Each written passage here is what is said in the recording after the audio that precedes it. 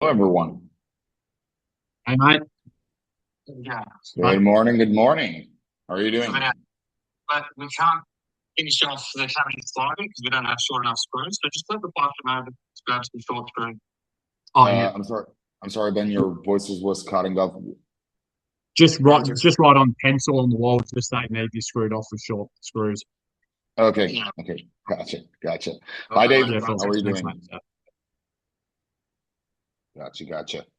All right. So we're gonna give people a couple of moments here to join our webinar, and then we're gonna go ahead and we're gonna get started.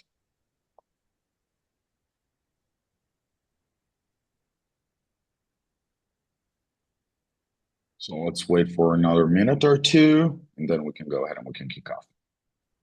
Just a Just quick a quick question. question. Yeah. Is Is anyone anyone else else having having issues with saving inscriptions inscriptions in in their groups groups when you're when you're doing doing quotes at quotes the at the moment? moment? I'm sorry, Ben. Your voice is cutting off and resonating. I'm Oh, not able to. Yeah. sorry, hang on 1 second. Can you hear better? A bit better.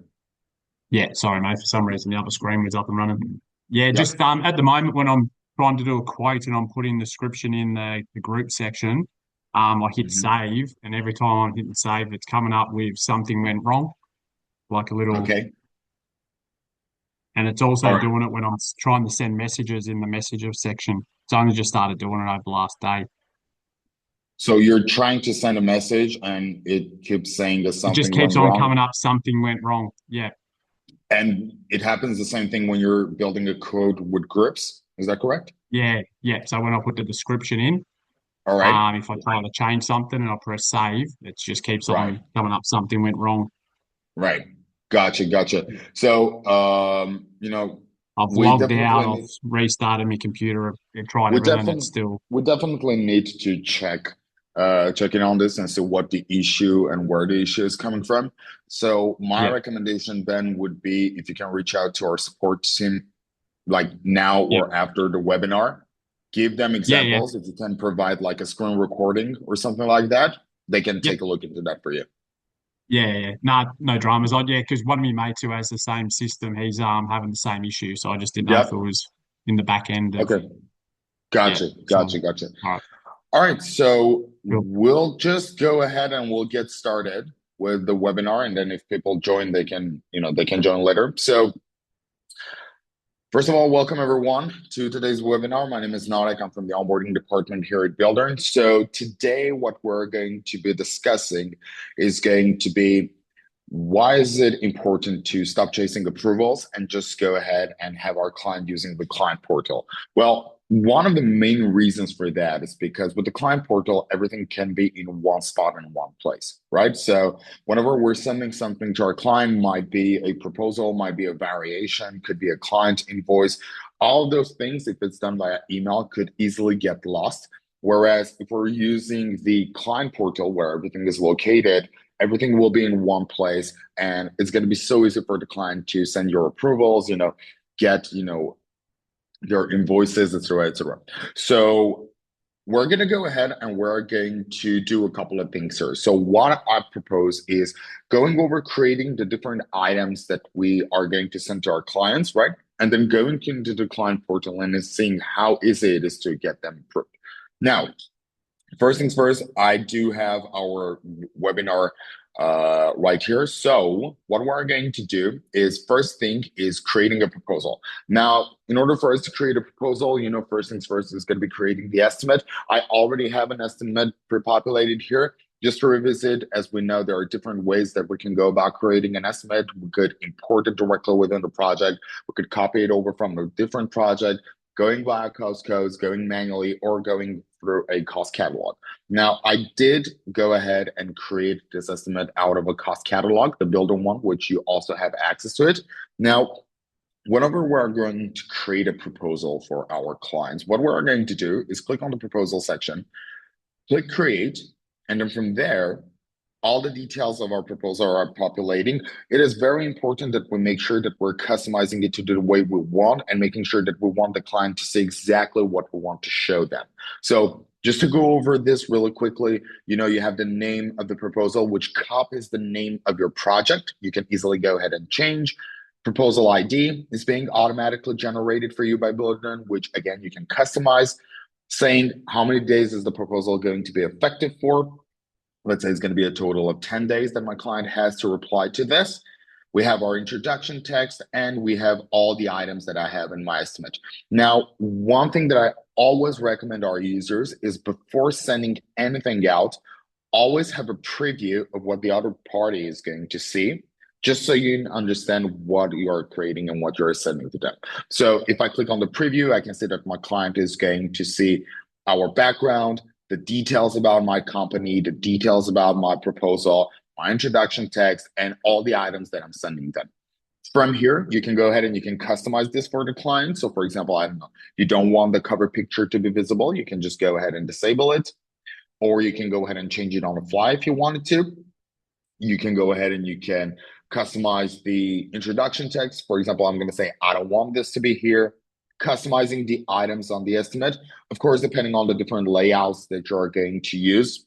For example, this is the quick setup where every single item is going to be listed one under another with assemblies, groups, etc., etc. Now, you can go ahead and you can customize this for the client. Just click on the arrow, and then from there, check. Let's say I don't want the quantity to be visible for the client, right? So I'm just going to go ahead and I'm going to uncheck this. And in fact, what I'm going to say is that I only want the client to see the amount, including the text, because that is the final price that they're going to pay. So I'm going to go ahead and I'm going to remove anything else that I don't need.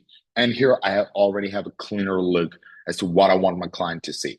So I'm going to go ahead, I'm going to make sure that I check everything, making sure that it's nice and clean for the client to understand all the details. I'm going to have my allowance section right here. I'm going to have my summary here, which by the way, the summary, you can also customize it depending on how detailed you want the client to see. For example, you want to give a clear breakdown of what the total excluding tax is going to be, the taxes added, and the total including the taxes. This is going to be your signature section. This is going to be the client signature section. And whenever we're ready, we're going to go ahead and we're going to click the send button and send this proposal to our client.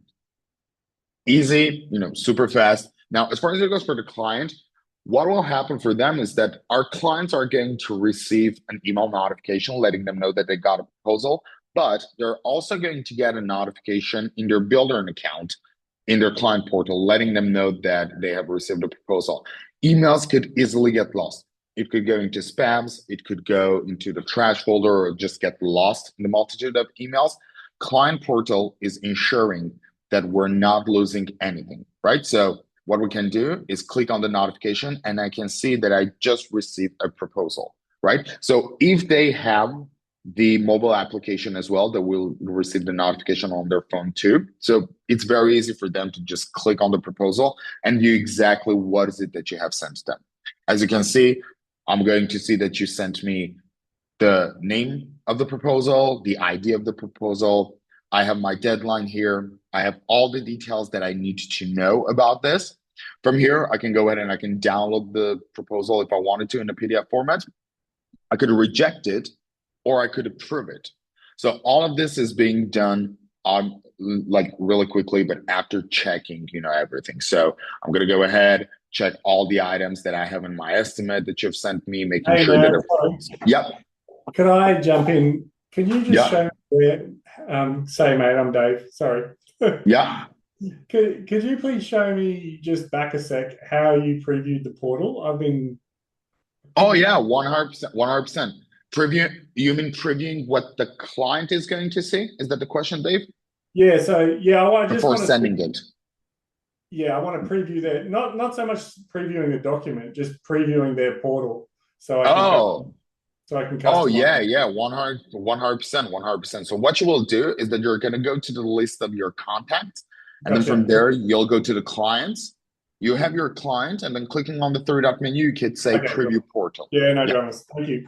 Yep. yeah, absolutely, absolutely. Thank you. So And you can see, Dave, as far as it goes, me being the client in this scenario, this is my client portal. I'm going to be able to see everything that you have sent me here. And it's Yeah, going to no be very worries. easy.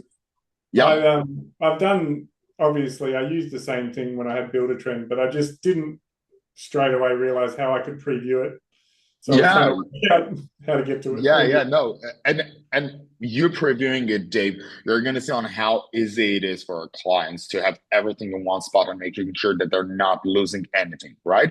So Perfect. after checking everything, this is going to be your signature section. I'm the client, this is gonna be my signature section. So I have a comment section at the bottom that I can go ahead and I can leave a comment. For example, let's say, this is great.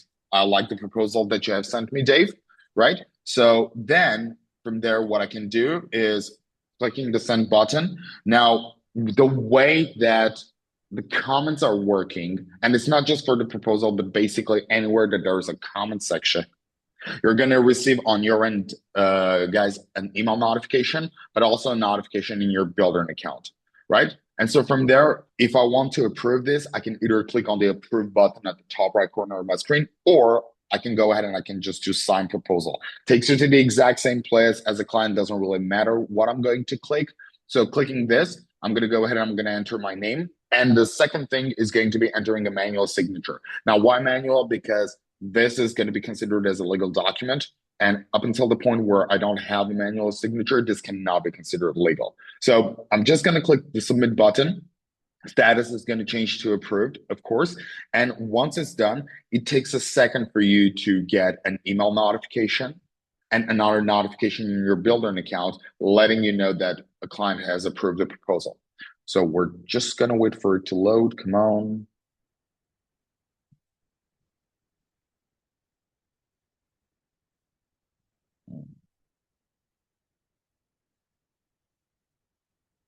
Well, let's move on to the other items. Once this loads, I'm going to receive the notification and I'll be able to show you. So um, you saw how A to Z it was for me as a client to just log into my client portal and make sure that I have everything into one spot, right? If I was to look at, actually, let me show you the overview a bit later when I have other things created. So the next thing that a client will have to work with is going to be like any kind of variations that we're going to send them, right? So fortunately or unfortunately, whenever we're doing a project, there's pretty much always a variation going to be involved there. So what we're going to do in terms of creating the variation, we're going to click on the section. On mine, it says change order. In your case, it's going to say variation. It's the same thing. So we're just going to go ahead and we're going to click the create button. And from there, what we're going to do is we're going to first start entering the name of the variation. Now, it could be the client's name, could be, an item or the sum of the items that are going to be into the variation. I have my ID populating. I have my approval deadline. And I'm also going to mention to the client how many days is this going to change my initial schedule. Now, what I mean by that is going to be any changes that are going to happen with this. Maybe we're going to fall a bit late on the schedule. By the way, the day that you're going to enter here, if you enter, let's say, for example, 7 days, the schedule that you have in the scheduling tool is going to move automatically forward by 7 days. So the system picks up the day change of the variation and just adjusts the schedule for you automatically. Then you can go ahead and you can have an introduction text and start adding the items. Now, adding items to a variation is going to be like the exact same thing as to adding items to, yep. From what point does it move the schedule, and is it going to move everything, or is it going to add to the end of it? It's gonna go ahead and it's gonna add to the end of the schedule. Yeah, okay, so it's not going to move everything. No, not move everything. It's just going to adjust the end of the schedule depending on how many days you are adding into the variation. Yeah, okay. Yep. Yeah. Okay. So as I was saying, in terms of, adding the items of the change order or the variation, it's going to be the same thing as to an estimate because just yet another estimate. So I can go via cost codes. I can go ahead and I can add manual items or just go ahead from a cost catalog. So I'm just going to go ahead. I'm going to bring a couple of things from my Builder and cost catalog. So let's see, a couple of assemblies. Let's go with this one. This is good. Yep. So once I add the items, it's coming the same exact way that it's set in my cost catalog. I can go ahead and I can adjust the quantity if I wanted to. I could adjust my unit cost, including the tax and then the markup. Once I have everything, I can go ahead and I can have some attachments, a closing text, some terms and condition. Same thing. This is your signature section, and this is going to be the client signature section, right? So you can go ahead and you can add other client signatures if you wanted to. And whenever we're ready, we're going to go ahead and we're going to click the send button. And there we go. Our variation is created and sent to the client. I'm just going to go ahead and I'm going to refresh this page right here. And there we go. So you can see that the same thing happened. I just got a notification in my client portal that I got a variation. Very easy for me to just go in and then from there, check all the details that you have sent me and make sure that I have everything in one place, nice and clean. And from there, all I'm going to do is sign it and send you the notification automatically. So the process is exactly the same thing, you know, it's just making sure that we're not losing anything that we have here, right? So in terms of, you know, the client portal, of course, we have all of those kind of different items that are coming, but you also have the overview where the client can have a history of everything that is going on within the project that they're involved. They can see the totals of their invoices they need to pay. They can see how much they have already paid or how much they are going to pay. Any approved invoices, any approved variation, files that you have sent them, the list of total of invoices, the list of total of their variations, everything in one place for making sure that we're not losing anything. Speaking of the client invoice, I'm going to go ahead, I'm going to create one so you can see what they are going to get in the client portal. So we can go ahead and create one. Now, this project is set as progress payment invoice type. Doesn't really matter if it's going to be like progress payment in terms of, you know, sending it to the client portal, progress payment schedule of values of cost plus, but all of them are going to work great. So first things first for this is going to go ahead and entering the name. For the client invoice, I'm usually entering the client's name, but it all depends on your preferences on what you want to enter there. Invoice ID automatically generated for you, invoice date generated for you, and a due date for our client. Now, regarding the due date, you can absolutely go ahead and you can change it to your liking. You could choose from the list here, add a new date yourself, or choose directly from the calendar. From there, you have the period date on how many days is going to take for them to go ahead and pay the invoice, introduction text, and then we're going to go ahead and we're going to start adding our contract price. Now, clicking on add contract price, this is the total that the client needs to pay for the entire project. So first things first is going to be entering a name for the item.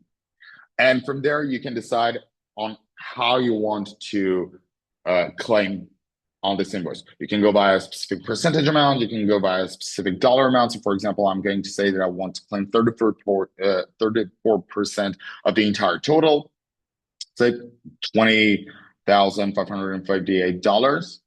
From there, another thing that you can do is that you can go ahead and you can add any variations that you have created to this invoice for you to be able to charge your clients again. So I'm just going to go ahead and pick up the variation. Let's say it's going to be this one.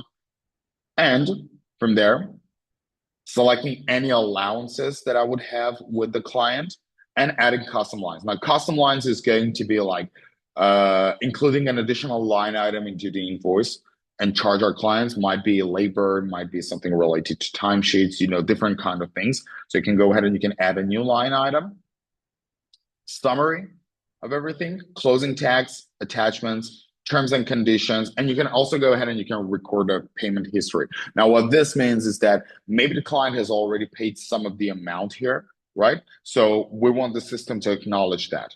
So what I'm going to do is going ahead and make sure that I'm recording the payment my client did, clicking on payment record and then changing this. I'm going to say that they have already paid, let's say 13,000 out of everything, choosing the payment method that our client has done the payment with, clicking record payment. We have everything here and just going ahead and clicking the send button.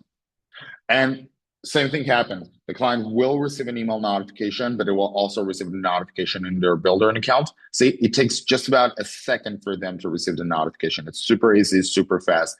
From there, they're just going to go into their client invoices and they will see all the details that you have sent me. So let's say, for example, Ben, you have sent me this client invoice, I can see the ID that you sent me. I can see the name of the client invoice, the date it was created. The status of partially paid is also here. So everything is correct. I have the details about the invoice that you have sent me. I have the details about the contract price, the variation you sent me, the payment history record, et cetera, et cetera. Now, regarding the client invoices, at the moment, we do not have like an integrated online payment link. We're working on that. So a link to be sent to the clients for them to be able to pay online. At the moment, I guess it's going to be the old-fashioned way, credit card transfer, bank transfer, mailing a check, something like that. And then whenever it's done and you receive the payment, what you can do is that you can come to the client invoices and then just mark them as paid automatically from here. Also, if you collect the payment through your accounting software and your accounting software is synced with your Buildern account, could be QuickBooks Online, could be Xero. The status once you receive the payment in your QuickBooks or Xero, the status is going to carry over to the client invoice. So you don't even need to do that manually. It's automatically going to be applied there. So let's see, we talked about the proposal, we talked about variations, we talked about the client invoices. What are going to be other things that we're going to send to the client? Well, it could be anything going on from daily log, to-dos, RFIs. So let's say we're going to send a daily log to the client. Usually this is going to be, if not every day, but let's say twice a week at least, sending information about the project to the project stakeholders, right? Could be the client, could be a vendor, could be a field supervisor, a field worker, et cetera, et cetera. So what we can do is just create a daily log. One recommendation that I have for you is going to be the fact that start out by creating a daily log type. And the good thing about this is that this is especially going to be good for people who need to fill in some sort of information about the daily log, right? So specific questions that you want them to answer, you can go ahead and you can add them directly within the daily log type, which means that I've created a webinar one. Choosing it, I have added a specific description that automatically populates for our field workers or anyone that needs to answer the question. So, and then from there, they can just go ahead and type in the answers instead of typing the entire thing, right? So you can do it easily by clicking on the daily log type, or this is going to be site diary in your case, not daily log. So you can go ahead and you can click add new. From there, you have the date that you're creating the site diary. You can go ahead and you can use a couple of labels. This is going to be good to categorize your site diaries. Could be one that is already created, or you can go ahead and you can create a new one on the fly if you wanted to. I got my description here. Now, the good thing of the site diaries is that it lets you showcase the weather at the project location as long as the address of the project is verified on Google. So you can go ahead and you can show that, having some attachments, and then deciding whether or not we want to share this information with the client.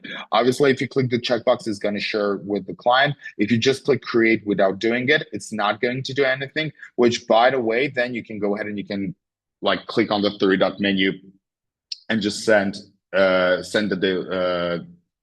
site diary directly to the client. Same thing is going to happen pretty much if you go ahead and you create a to-do, right? So might be an item that needs to be created for our clients. There are different ways that we can go about creating a to-do. We can import it. You can see that we can copy it from a previous software. We can click on the create to-do button, and then this is going to be the easiest one, and then just going ahead and creating the list. For example, we're going to go ahead and we're going to enter a name. Let's say it's going to be the testing one, getting an assignee, which in this case is going to be the client, selecting a due date for this task to be completed, and depending on the priority of the item, setting up a priority, low, medium, high. Maybe the client needs to make a decision about let's say the kind of doors that they want, and we're falling behind schedule, so this is pretty urgent. We want the client to do it quick, so we can go ahead and we can set it as a high priority. Setting up labels to categorize our list of to-do. Now, one thing that I always recommend, guys, is going to be marking the to-dos as private. What that means is that pretty much anybody who has access to the project is going to be able to see the list of to-dos. But if we kind of wanted to keep everything streamlined where each assignee only sees the task that they are assigned to, and also just the person who has created the test. So the assignee and the person who has created the test, mark this as private. So you can kind of keep everything into its own category and everything can only see the items that they're assigned to. From there, you can go ahead and you can add a description. For example, we can say that this is going to be, let's say, make sure to choose the doors by end of week, right? So adding a description, then go ahead and set up reminders. I'm always and always going to recommend you using the reminders, always. Every single place that you're going to see a reminder, it could be a to-do, could be a client bill, a client invoice, could be a vendor bill, it could be a schedule item. Anywhere that you're going to see reminders, make sure that you use them because it's a very, very good way to make sure that we're not forgetting anything. So setting up a reminder, you can do it so by choosing one of the options listed down here, or you can go ahead and you can create a custom reminder for yourself. For example, I can say that I want the system to send a reminder 3 days in advance of the due date, and maybe let's say another one 24-hour in advance of the due date, right? Clicking on the save button right here, and then the to-do is automatically being created for you. Send to the client, and then you can go ahead and you can the client can go ahead and you can start working on it. By the way, if they have the mobile application, they're also going to receive the notification on the mobile app. So maybe the clients are going to, it's easier for them to use the mobile app because they're going to be at work, something like that. So they can go ahead and they can mark the to-dos as completed directly within the mobile app as well. So same thing will go if we decide to, if we decide to go with an RFI, maybe there's a critical and urgent information that we need to request from the client, creating an RFI. And also the same thing could happen if we go ahead and we create files, right? So maybe we're going to create a folder and send them a couple of blueprints or a couple of different options about items that are going on the project location for them to choose, look at, et cetera, et cetera. So you can easily create a file. And then the file that you're going to create, add things into the file. Clicking on the three-dot menu, you can decide to share it with the client, or not just with the client, but since we're talking about the client portal, is going to be the client right here. You can share it with different users. And another thing that you can do with the files that is really good is going to be like printing a QR code, generating a QR code and then printing it. You can have it on a wall at the project location for when the client comes, they can scan it, they can check it, et cetera, et cetera. So guys, all of this is to show you on how easy it is actually to use the client portal. You can go ahead and you can preview it, test it on your end. You're going to see it's super easy. We hear sometimes that clients find it hard to do it on the portal. This was just to show you on how easy it is. It just takes a couple of clicks to approve something, get something done, et cetera, et cetera. Emails are good, but they can easily get lost. So, after this webinar, I think you'll be able to have maybe a discussion with your client and let them know that it's better to do it this way. At least you have everything in the same place rather than trying to find things here and there. So as far as it goes for what I wanted to show you today, this was the topic. So I'm open for any questions that you have on your end.